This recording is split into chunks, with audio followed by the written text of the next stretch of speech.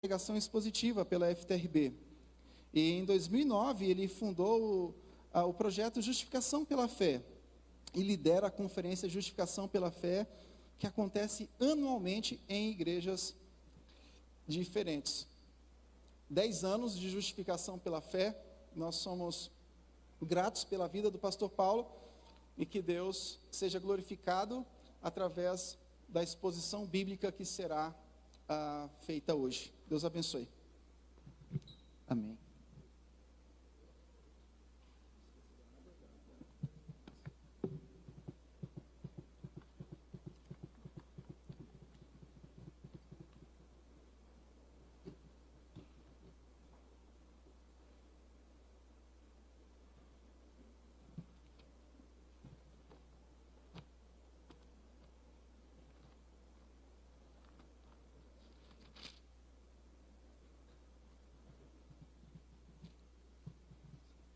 Danilo? Ok? Boa noite, queridos. Que a graça e a paz estejam com todos vocês. Eu queria te incentivar essa noite a você a glorificar a Deus, a agradecer a Deus por você estar aqui esta noite. Eu e você, com certeza, passamos por muitas dificuldades até chegarmos aqui, né? Às vezes a gente não percebe isso. Então seja grato a Deus. Louve a Deus pela sua vida e por você ter chegado aqui. Porque é normal, não sei se você percebeu, mas é normal nós não continuarmos muitos projetos que a gente deseja na vida. A gente para muito pelo meio do caminho. Tem pessoas que param de fazer inglês, tem outras que não perseveram em estudar matemática, os seus cursinhos, né, os seus estudos. Tem filhos que não perseveram em obedecer os pais, né? Tem casamentos que infelizmente não prosseguem, né? Tem muitas coisas na nossa vida que não chegam até o fim. A gente quer que chegue, mas a gente não consegue. Então assim, tem namoros que também não dão certo. Então a nossa vida, ela é composta dessas lutas constantes, que muitas vezes a gente não permanece lutando, muitas vezes a gente desiste. Não é verdade isso? Você não passou? Então agradeça a Deus por isso. Louve a Deus porque você chegou até aqui. Que Deus possa estar lembrando cada um de nós sobre muitas coisas que aconteceu. Mas sabe o que é interessante? Apesar da dificuldade normal que nós temos de perseverar nas coisas, e isso eu já adianto que é fruto do pecado, né? O pecado, ele fez isso, e o pecado, ele nos impede de prosseguir. Apesar de tudo isso, parece que não há muita dificuldade para nós, na nossa cultura atual, na nossa cultura tecnológica, parece que não há muita dificuldade, não há obstáculos em permanecermos conectados à internet, né? As outras dificuldades podem ter, mas conectar à internet parece que não é uma dificuldade. Tanto é que talvez seja o principal motivo à internet de muitos não conseguirem sair de casa sem levar os seus celulares. Às vezes você esquece qualquer coisa na sua casa, menos o celular, né? No passado, muitas pessoas liam o jornal no banheiro. Hoje muitos leem o celular, né, no banheiro. Então assim, se tornou algo tão comum, por exemplo, a internet. Muitos dos irmãos aqui falaram, viram pelas redes sociais. Então, muitos que estão aqui, com certeza, a maioria foram alcançados pela internet. É uma cultura hoje que nós estamos, em que é quase irresistível a gente acessar o WhatsApp. A gente vê o Facebook, a gente vê uma notícia, né? Eu lá em casa, por exemplo, eu não tenho mais TV, ou é Netflix ou internet, o jornal pela internet. Então, assim, são coisas normais. Por exemplo, teve uma semana passada aí que eu estava estudando e foi difícil para mim não consultar na internet o melhor time do Brasil dando de 5-0 no time aí, né? Se vocês concordarem que o melhor time é o Flamengo, né? Então vocês sabem do que eu estou falando. Então assim, segue o líder, né? Então assim, foi irresistível, porque toda hora era um gol. Pensava até que era a Alemanha, né? Mais um gol, outro gol. Enfim, brincadeiras à parte, queridos, isso me leva a pensar sobre a nossa vida cristã. A nossa vida cristã, por quê? Quando a graça de Deus através da pregação do Evangelho, alcançou a vida de Paulo, a primeira coisa que aconteceu com Paulo foi o quê? Crer em Jesus Cristo. A graça de Deus o alcançou mediante a pregação e ele creu em Jesus. Então, como resultado, o que aconteceu? Nasceu em Paulo um desejo de divulgar o Evangelho de Jesus em todos os lugares. Quando ele começou a crer, nasceu nele esse desejo de divulgar o Evangelho. E o interessante é que para Paulo parecia que era irresistível não pregar o Evangelho, porque era uma questão de vida ou morte. Ele precisava permanecer pregando o Evangelho. Aí me vem a pergunta, será que o que aconteceu com Paulo foi um caso isolado? Será que foi um caso isolado? Nas Escrituras mostra que outros irmãos em Cristo também tiveram a mesma atitude de Paulo. Outros irmãos tiveram também. Então, nas Escrituras mostra que Paulo não foi um caso isolado. Porém, também nas Escrituras mostra muitas pessoas que não perseveraram na fé, não permaneceram na fé, abandonaram a fé, deixaram ela de lado.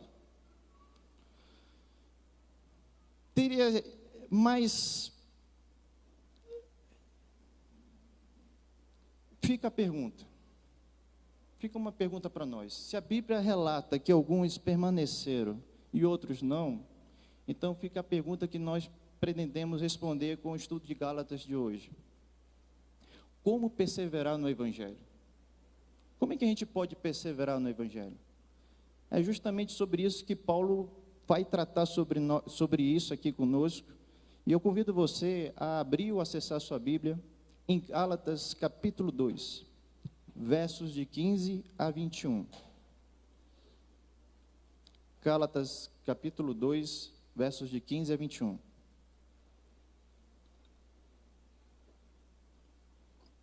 Eu convido, por gentileza, que vocês fiquem em pé para eu ler esse texto em respeito à palavra do nosso Deus. Considero esse um dos textos mais difíceis das Escrituras, mas também um dos mais importantes.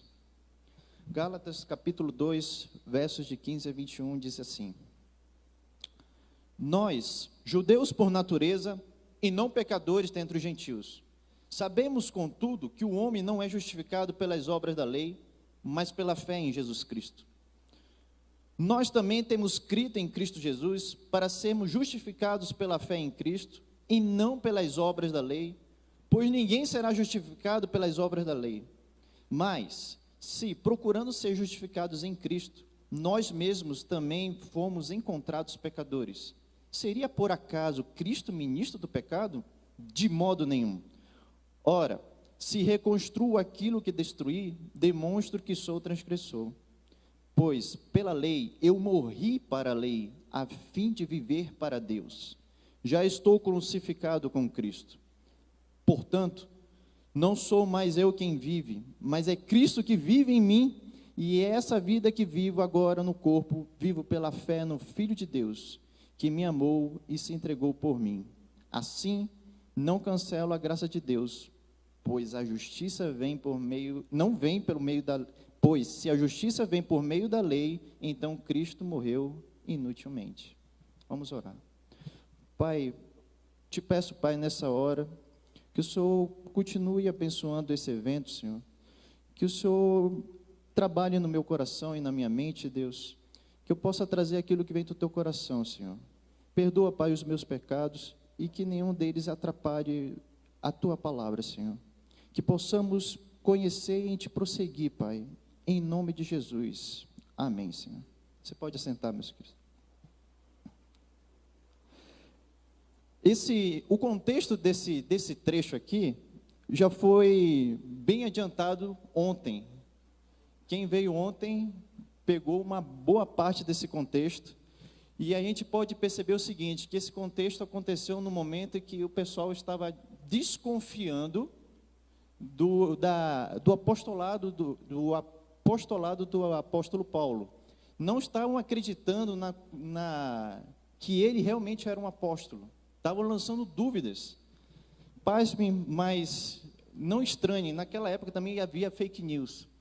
E uma das fake news que rolava lá no povo, na igreja da Galácia, é que Paulo estaria passando um evangelho transgênico, um evangelho modificado, aquele evangelho que não é verdadeiro, não é. Então o pessoal começou a falar, disse, olha, Paulo, esse Paulo aí que está pregando, primeiro, ele não é apóstolo.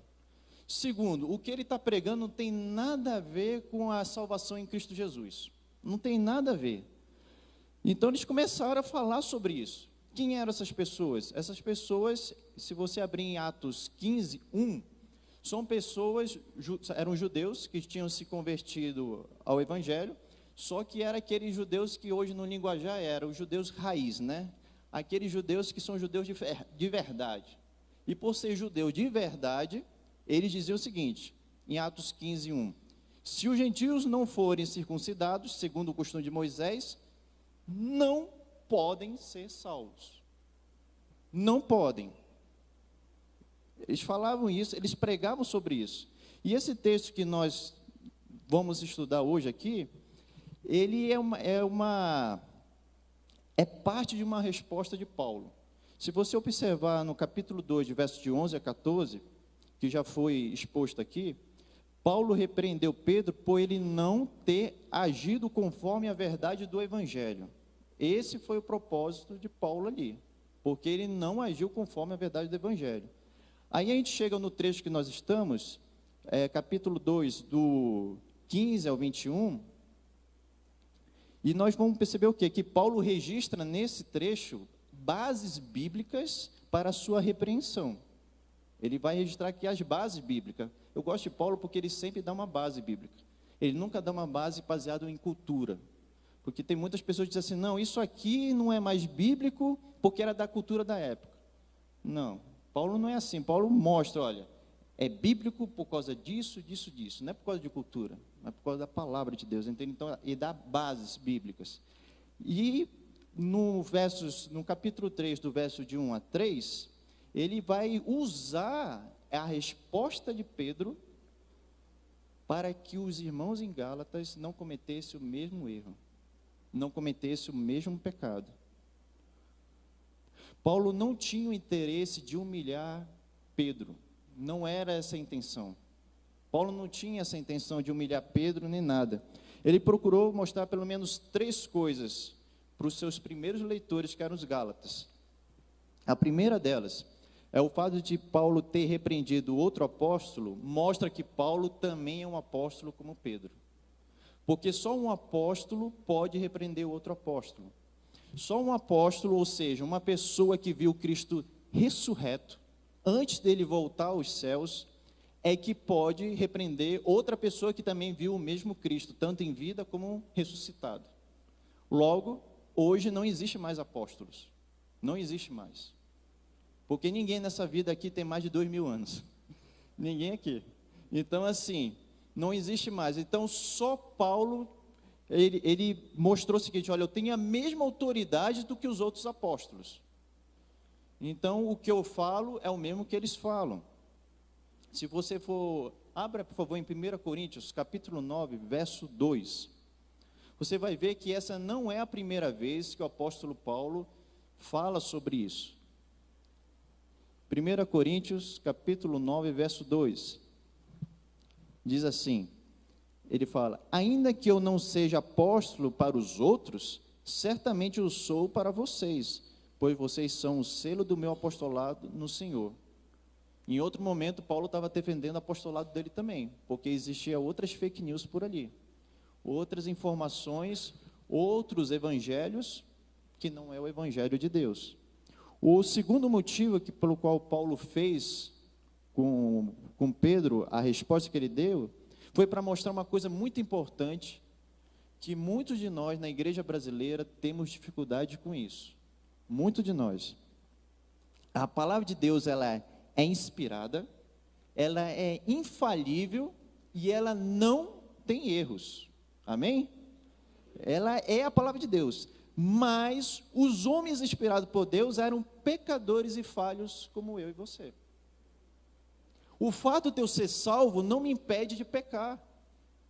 Eu não sou perfeito. Ser salvo em Cristo Jesus não me torna uma pessoa perfeita. E Paulo queria mostrar aqui que, olha, Pedro pecou. ele não agiu conforme a orientação do Evangelho. Ele não agiu, mas ele não perseverou no pecado dele. Ele não perseverou, ele ouviu a mensagem, tanto é que, por isso, provavelmente, não tenho dúvidas sobre isso aí, o Evangelho foi para frente, as cartas, os apóstolos, porque eles sabiam que a nossa vida precisa ser realinhada pelo Evangelho.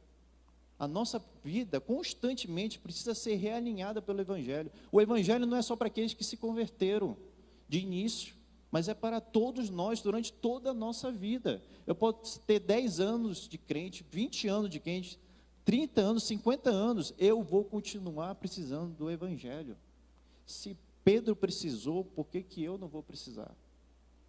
Por que muitos na igreja brasileira estão achando que o Evangelho é só para novo convertido ou para não crente? Isso é um pensamento que não concorda com as Escrituras. Pedro sabia muito bem dessa situação. Ele sabia que a circuncisão tinha pelo menos 3 características, segundo Gênesis capítulo 17. A circuncisão, para os judeus, era um ato espiritual. Os circuncidados recebiam as mesmas bênçãos de Abraão, de acordo com a aliança. Então, os judeus tinham esse conhecimento. Mas também a circuncisão tinha um caráter nacional. Pertenciam ao povo, ou seja, quem era circuncidado pertencia ao povo de Deus. Pertencia ao povo de Deus. E isso me abre uma lembrança, porque a igreja do Senhor não existe divisões. A igreja do Senhor, nós somos todos filhos de Deus, pela fé em Cristo Jesus. Não há divisão, mas ali eles estavam se dividindo, dizendo assim, não, se você não é circuncidado, então você não pode pertencer ao povo de Deus. Parece uma ideia meio distante para nós, mas não é tão distante não. Vou dar só um exemplo para a gente prosseguir aqui, um exemplo só. Muitos crentes hoje têm dificuldade com o processo de adoção. Eles acham que se um casal adotou uma criança, essa criança é fruto de falta de fé desse casal. Isso é uma forma de incluir aqui a mesma coisa dos judeus. Não, eles não têm fé suficiente, porque senão teriam se circuncidado. Não, se ele não tivesse orado o suficiente, Deus teria dado um filho. Cuidado, a igreja precisa despertar para isso. Ainda existe muitas igrejas, muitos crentes, que têm preconceito com a adoção, porque entendem que a adoção manifesta uma falta de fé dos pais. E não é isso, pelo contrário, é fé, manifesta fé, porque todos nós que estamos em Cristo Jesus fomos adotados por Deus. Ninguém nasceu aqui filho de Deus, todos nós somos adotados por Deus, e é pela fé. Então não pode ser uma questão de falta de fé. Então isso é uma das coisas que precisa ser observado. A terceira coisa que Paulo queria mostrar para os Gálatas é que não podemos viver segundo os nossos medos, mas devemos viver conforme a verdade do Evangelho. Pedro tinha medo? Tinha. Como estava escrito aqui, diz assim, ele temeu os da circuncisão. Ele teve medo da opinião dos outros. Isso aqui tem conexão com o primeiro capítulo de Gálatas, quando Paulo fala o seguinte, olha, o meu objetivo aqui é agradar a Deus e não aos homens. Não é isso que Paulo fala? O meu objetivo é agradar a Deus e não aos homens. A melhor forma, a principal forma de eu e você agradarmos a Deus e não os homens, não é tratar mal eles, não, e tratar Deus, as coisas de Deus tudo, não. As coisas de Deus vão fazer tudo o que é bom. Mas lá no trabalho, não, dane-se, que os homens, não, o importa é agradar a Deus. Não, não é isso que Paulo está dizendo não, tá, gente? O que Paulo estava dizendo é o seguinte, que pregar o Evangelho e viver o Evangelho é a melhor forma de agradar a Deus. E quando você não faz isso, quando a gente não faz isso, a gente está agradando os outros. E foi esse o pecado que Pedro cometeu ali. Por algum motivo, ele preferiu agradar os homens do que a Deus, ou seja, deixou de viver o Evangelho, mostrando que não há barreiras entre judeus e gentios, porque Jesus já quebrou essa barreira. Ele abriu mão disso por medo. Isso me lembra de um exemplo muito real na minha vida, que aconteceu há um tempo atrás, que deu origem ao site do Justificação pela Fé há 10 anos, porque assim como Pedro precisava de um entendimento do Evangelho, entender a doutrina da justificação pela fé, e isso realinhou a vida dele, há 10 anos atrás, nós, quando chegamos aqui em Brasília, que nós somos também de longe, viu? Somos irmãos aqui dos maranhenses, somos paraenses, lá de Belém do Pará. Né? Nós viemos de lá, nós chegamos aqui sem família, só eu e minha esposa, a cama e o computador. Só isso. Né? Então, assim, uma nova cultura, recém-casados. Então, assim, a gente passou por momentos bem complicados, de solidão. E uma dessas coisas que aconteceu, da solidão, levou minha esposa para uma forte depressão. Nós éramos de uma igreja que acreditava que se você estava deprimido é porque você não tinha fé, ou porque você não era salvo, que depressão não era coisa de crente. Então, eu era novo convertido na época, então eu orei ao Senhor: Pai, me ajuda a lidar com isso, porque eu não sei como fazer isso, eu não sei lidar com essa situação. E Deus falou ao meu coração: estuda a minha palavra. Foi a única coisa que Deus falou para mim: estuda a minha palavra. Fiz um curso de teologia básico na época, através da igreja onde eu congregava. Foi um curso muito bom, assim, para aquele nível ali inicial, foi muito bom para mim. E naquele curso, houve matérias que me impulsionaram a correr atrás da doutrina da justificação pela fé. Então eu comecei a estudar. Foram longos meses de lutas internas comigo, com essa doutrina, até que conheci a doutrina. Eu vi que realmente nós somos salvos pela graça de Deus, porque realmente, como alguns autores falam, essa doutrina ela tem sido minimizada em muitas igrejas, e por ser minimizada, ela perde o seu poder. Então a gente resume a doutrina da justificação pela fé em um conceito, somente. Pois bem, eu conheci, Deus trabalhou no meu coração, então eu comecei a pregar para minha esposa a doutrina da justificação pela fé. Ela estava em depressão, então eu sentei com ela, orei com ela, li a carta de Romanos, Romanos 8, Romanos 9, Romanos 10, e com o tempo a palavra de Deus foi trabalhando no seu coração, até que um dia, para a glória de Deus, Deus tirou ela da depressão. Então, assim, nasceu o site de Justificação pela Fé para continuar divulgando essa doutrina, porque no passado, se você ler a história da igreja, todas as vezes que essa doutrina é exaltada, acontece avivamento, a transformação de vida, porque ela é o coração do Evangelho.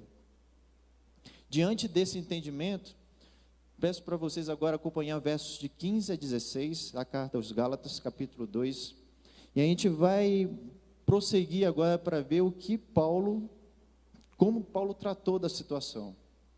No verso 15 diz assim, ele falando com Pedro: nós, judeus por natureza, e não pecadores dentre os gentios. Paulo estava mostrando aqui o seguinte: Paulo era fariseu de fariseus, ele conhecia muito bem a lei, ele sabia muito bem o que é ser zeloso. Então ele concordou com Pedro em partes. Ele disse: olha, Pedro, eu e você, nós sabemos, né, que nós somos judeus. Então significa o quê? Que nós somos mais justos, mais santos do que os que não são judeus. Nós temos mais vantagens, Pedro. Nós sabemos disso, porque afinal de contas, a palavra foi dada aos judeus. O símbolo da aliança, a circuncisão, foi dado para os judeus. Nós temos vantagens. Nós temos vantagens. Mas pensar assim, Pedro, é errado. É muito errado. E Paulo fala sobre isso em Efésios 2, 3. Abre em Efésios, capítulo 2, verso 3. E nós vamos ver aqui que pensar dessa forma é errado, porque não é por nós ou por nossas obras que nós somos melhores do que os outros. Olha o que diz em Efésios 2, capítulo 2, verso 3. Paulo falando: entre eles também, nós todos andávamos no passado, segundo a inclinação da nossa carne, fazendo a vontade da carne e dos pensamentos, e éramos por natureza filhos da ira, como também os demais. Paulo está falando para quem? Tanto judeus como não judeus, todos nós nascemos filhos da ira, porque depois que Adão e Eva pecou, todos nós nascemos pecadores e debaixo da ira de Deus. Tem muitas pessoas que dizem que Deus não estará no inferno. É errado, a ira de Deus estará lá, e é ela que nós temos que ter medo da ira de Deus, porque ela é contra todo tipo de pecado, e todos nós nascemos debaixo dessa ira. É tão sério que, se Deus quiser abrir as comportas do inferno nessa hora, aqueles que não estão em Cristo vão cair nesse exato momento no inferno, vão cair lá, porque nada pode nos segurar, nada físico, nada humano deste mundo pode nos impedir de ir para o inferno, nada. E Paulo estava falando para Pedro, com a intenção de falar para os Gálatas: olha, nós somos todos pecadores, nós não somos mais justos do que os outros, ou seja, nós não somos mais inocentes do que os outros, nós somos todos pecadores, estamos debaixo da ira de Deus. E ele fala ainda em Efésios 2:12, se você quiser abrir Efésios 2, capítulo 12, que a única diferença que existe entre judeus e gentios é a diferença que está aqui em 2:12. Naquele tempo, vocês, Paulo falando para os gentios, vocês estavam sem Cristo, separados da comunidade de Israel e estranhos à aliança da promessa, não tendo esperança e sem Deus no mundo.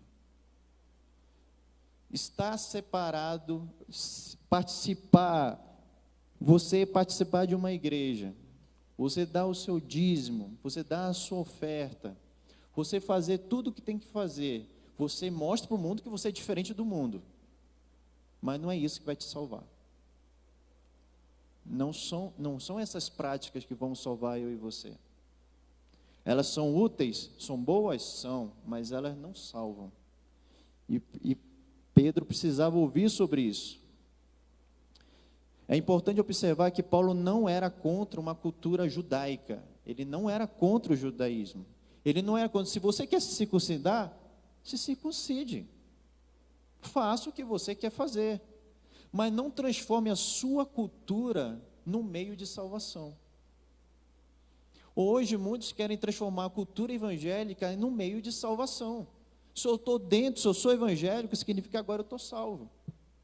E tem muitas pessoas que são evangélicas, mas não conhecem Jesus Cristo, não se arrependeram de seus pecados, não depositaram a sua fé nele, não estão em Cristo Jesus, estão numa igreja, mas não estão em Cristo. Em Gálatas 2,16 diz assim: o homem não é justificado por obras da lei. Paulo entra numa outra questão aqui.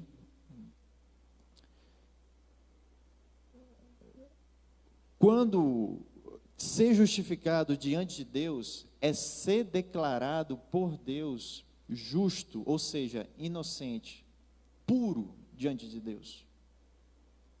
Você e eu podemos ser declarados puros, inocentes diante dos homens.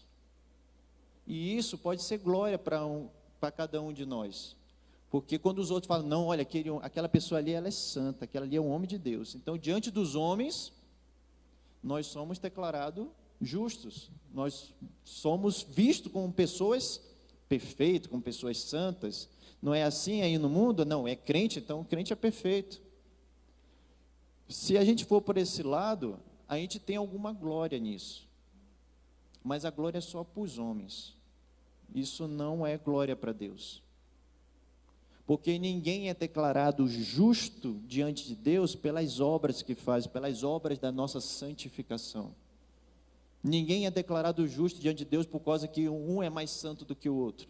um é mais circuncidado do que o outro. Não, não somos. Abre em 1 Coríntios, capítulo 4, verso 4. Olha o que Paulo fala.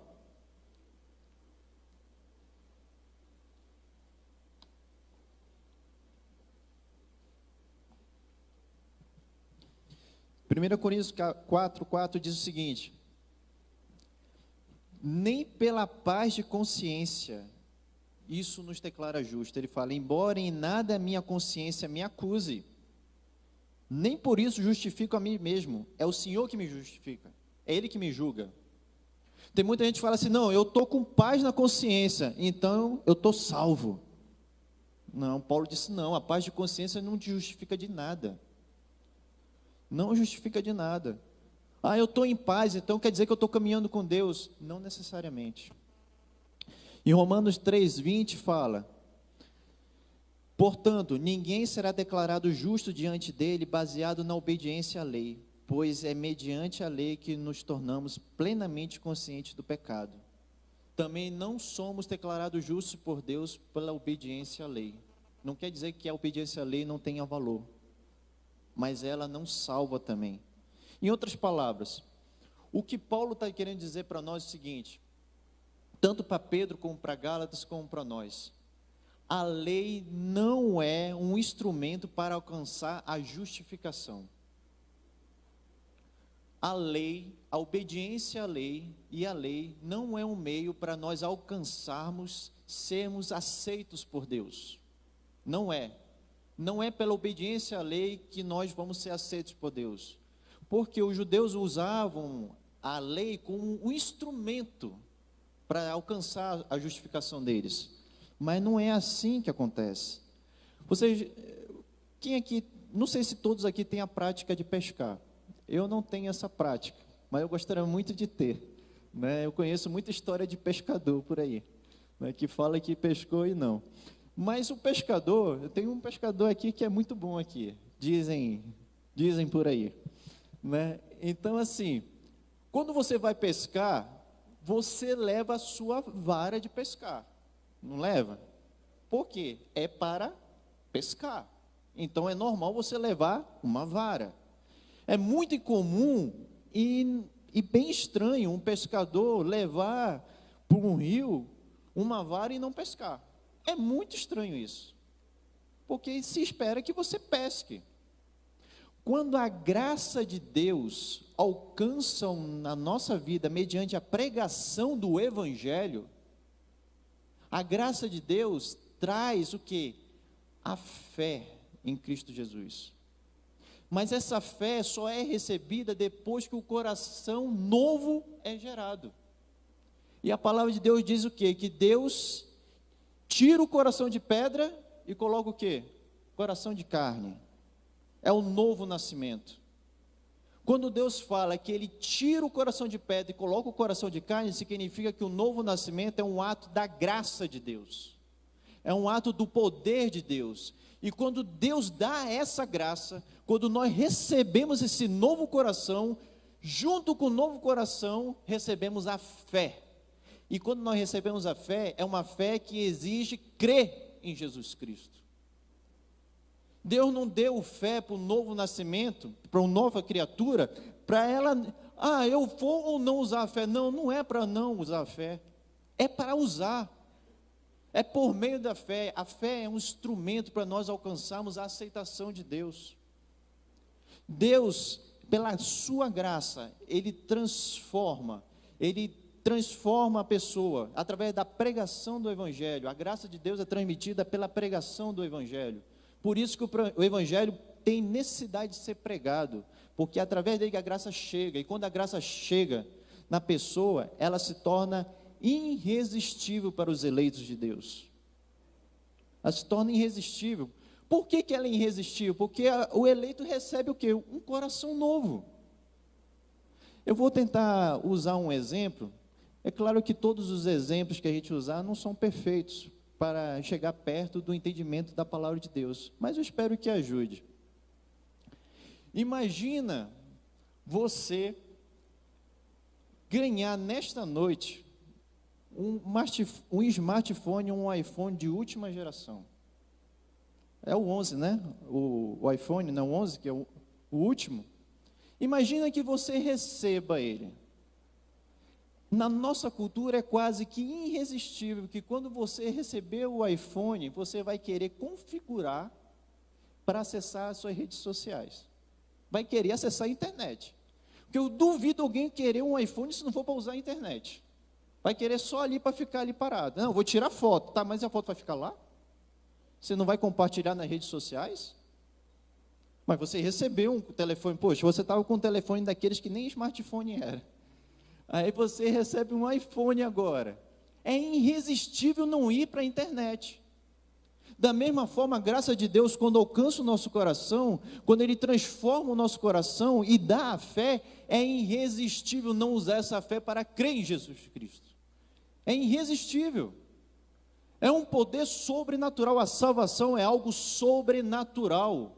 Não tem a ver com consciência, não tem a ver com entendimento, é sobrenatural. E muitos de nós têm esquecido da sobrenatural de Deus. Eu creio no Deus de milagre, mas não creio no Deus que transforma uma pessoa. Se aquela pessoa não quiser por conta própria, ela não vai querer Deus. Poxa, eu creio no Deus sobrenatural ou não? Eu creio no Deus que tem a graça, que transforma a nossa vida ou não? Pedro estava com essa dificuldade, porque ele não entendia direito a justificação pela fé. Então Paulo foi conversando com ele. Quando ele fala que sabemos contudo, temos mais vantagem do que os gentios, Pedro. Apesar de estarmos errados, nós temos mais vantagem do que os gentios. Aí no verso 16. Sabendo contudo que o homem não é justificado pelas obras da lei, mas pela fé em Cristo. Ele está dizendo assim, olha, o homem não é justificado pela obediência à lei. Significa que a obediência da lei não pode ser usado como um instrumento para ser salvo. Um instrumento para ser aceito por Deus. Não pode ser usado, Pedro. Ora, se não pode ser usado, o que pode ser usado? Ele fala, mas pela fé em Jesus Cristo. É uma fé que é recebida pela graça de Deus. Nós temos também crido em Cristo Jesus, para sermos justificados pela fé em Cristo, e não pelas obras da lei, porque ninguém será justificado pelas obras da lei, ou seja, somos justificados somente pela fé em Cristo Jesus. Não somos justificados pela fé e mais alguma coisa, é somente pela fé em Jesus Cristo. O Timothy Keller tem um conceito bem interessante sobre justificação. Ele diz assim, justificação é basicamente a mesma coisa que ser puro. Ser justificado é ser aceitável na comunhão com Deus. É pela fé que nós nos tornamos aceitáveis para ter comunhão com Deus. É Deus que precisa nos aceitar. Não é nós que precisamos aceitar. É Deus. E Ele aceita quando nós recebemos essa fé, quando somos transformados pela fé. Abre em Romanos 4, de 1 a 3. Quando Paulo falou para Pedro sobre isso, ele queria lembrar de uma coisa para Pedro, que ele falou em Romanos 4, de 1 a 3.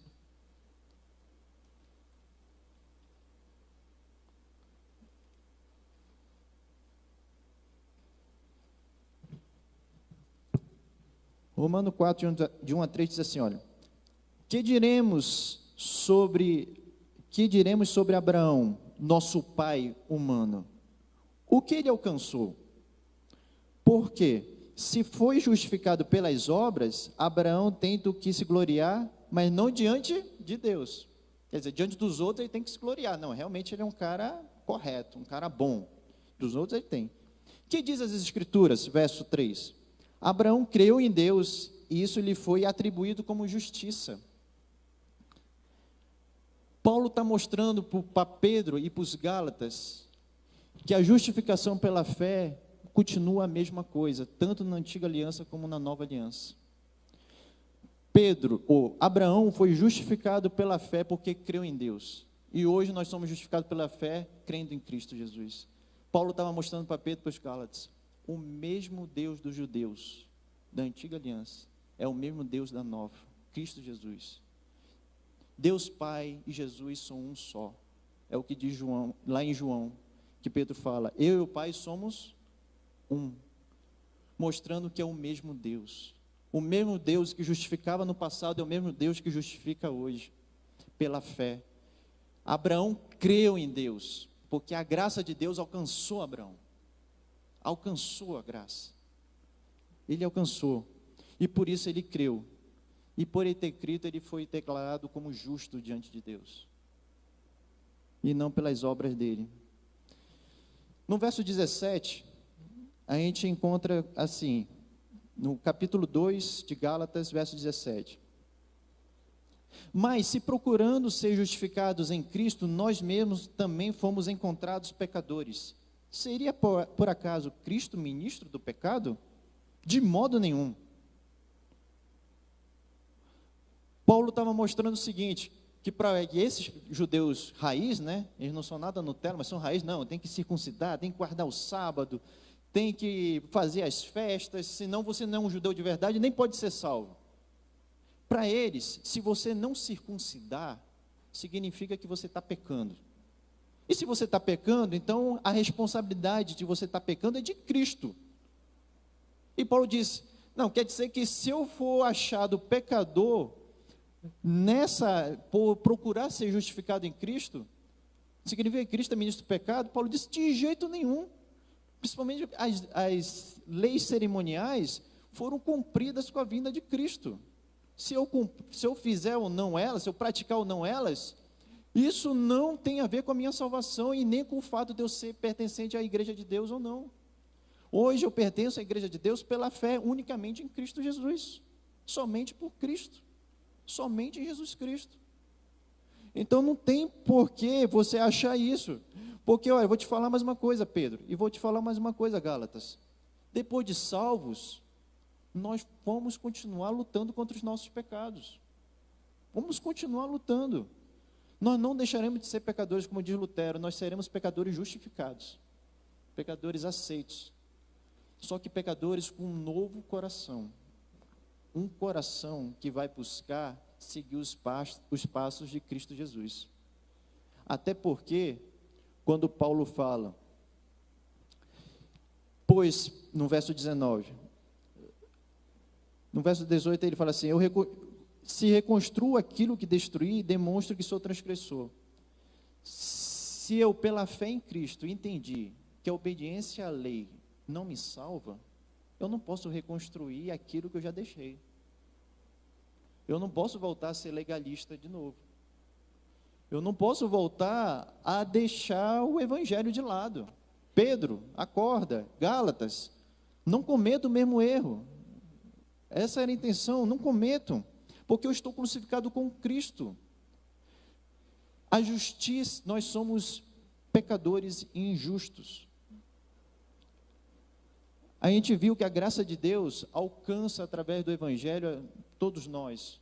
E os eleitos recebem a fé de Deus. Recebem a fé para crer em Jesus Cristo. Deus não pode dar a fé dele para pessoas injustas.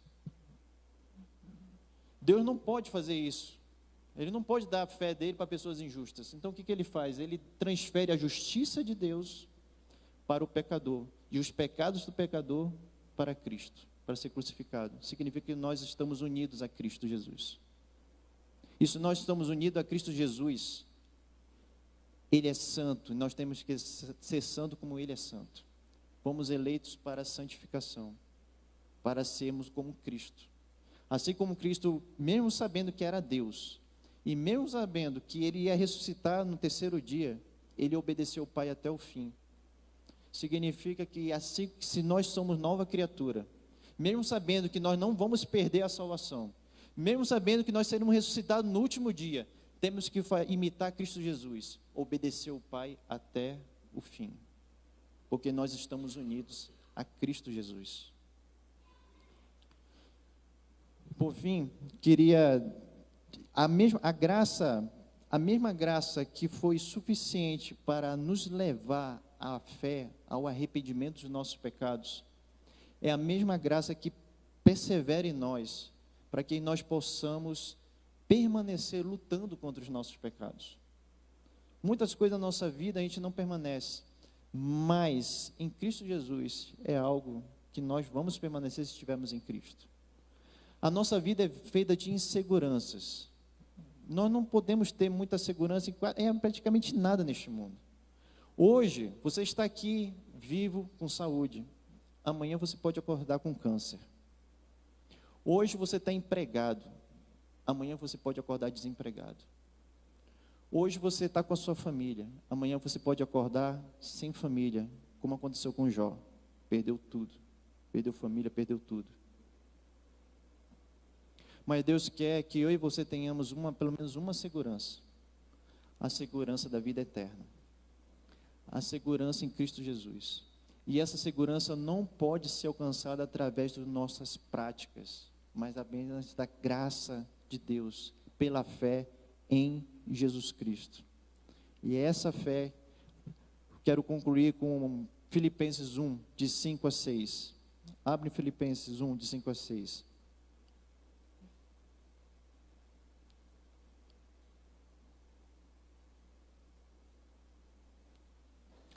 Dou graças pela maneira como vocês têm participado da proclamação do Evangelho, desde o primeiro dia até agora. Estou certo de que aquele que começou boa obra em vocês há de completá-la até o dia de Jesus Cristo. Permanecer no Evangelho, permanecer pregando o Evangelho, vivendo o Evangelho, é o que nos fortalece e confirma o nosso chamado, a nossa eleição. A graça irresistível nos alcança. E se ela nos alcançou, significa que nós temos a graça perseverante sobre nós. A graça de Deus vai nos manter em Cristo até o fim. Lembra de Paulo no capítulo 7? Lembra o que aconteceu com ele? Depois de salvo? Aquilo que eu quero fazer eu não faço. Mas aquilo que tem que fazer, isso eu não faço.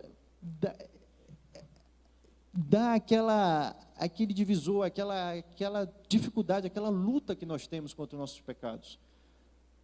Paulo também tinha pecados, e ele lutava contra isso, mas ele diz o quê? Combati o bom combate, guardei a fé, fiquei até o fim, e Deus disse para ele em outro momento: Paulo, a minha graça te basta. A graça de Deus nos basta, para crermos em Jesus, para nos arrependermos dos nossos pecados, e crermos em Jesus como o nosso único e suficiente Salvador. Sem a pregação do Evangelho, não tem como a graça de Deus alcançar pecadores. Todos nós fomos alcançados pela pregação do Evangelho. Os 5 pontos do calvinismo, as doutrinas da graça, enfatizam muitas coisas, entre elas, a necessidade de pregar o Evangelho. Porque sem a pregação do Evangelho, não há a graça de Deus para alcançar nós. Não há fé. Não alcançaremos os eleitos. E Deus quer que a gente alcance os eleitos. Amém? Vamos orar. Pai, obrigado, Senhor, pela Tua palavra, pela Tua graça, Senhor. Eu te louvo, Pai, por tudo que o Senhor fez, por tudo que o Senhor é, por ter nos permitido chegar até aqui, tanto a mim como meus irmãos, Senhor.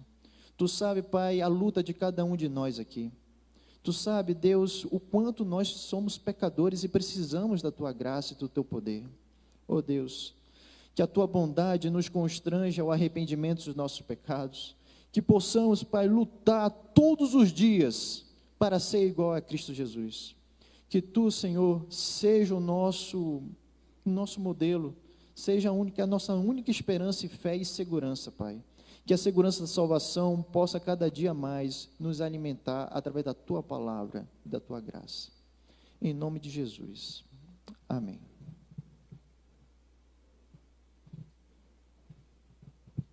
Nós teremos um breve intervalo. Eu queria fazer um pedido especial.